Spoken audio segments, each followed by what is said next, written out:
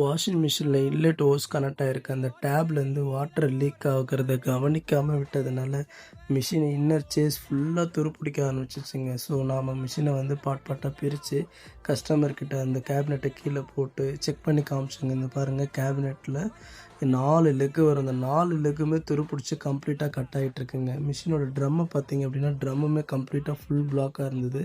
அவங்களோட ட்ரம்மே நம்ம கம்ப்ளீட்டாக க்ளீன் பண்ணிட்டோங்க. ஜெட் பம்ப் போட்டு ஃபுல்லாக வாஷ் பண்ணி நீட்டாக்கிட்டோங்க. ஸோ அவங்களோட கேபினெட்டை ரீபெயிண்டிங் கொடுத்துருந்தோம். நம்ம கடையில் கொடுத்து கம்ப்ளீட்டாக ரீபெயிண்டிங் பண்ணி பட்டி டிங்கரிங் பார்த்து 4 லெக்குமே அவங்களுக்கு புதுசாகவே மாற்றி கொடுத்துட்டோங்க. மிஷின் இப்போ பிராண்ட் நியூ கண்டிஷனுக்கு கொண்டு வந்துட்டோங்க. புது மிஷின் மாதிரி பக்கா கண்டிஷனில் ஒர்க் ஆகிட்டுருக்குங்க. இந்த டேப் லீக் ஆச்சு பார்த்தீங்களா, அவங்களோட ஓல்டு டேப்பை ரிமூவ் பண்ணிவிட்டு நாம் அரேஞ்ச் பண்ணியிருந்த நியூ டேப் அடாப்டர் எல்லாமே புதுசாக ஃபிக்ஸ் பண்ணி கொடுத்துட்டோங்க.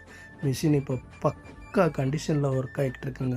இந்த வீடியோ உங்களுக்கு பிடிச்சிருந்தால் லைக் பண்ணுங்கள், கமெண்ட் பண்ணுங்கள், ஷேர் பண்ணுங்கள்.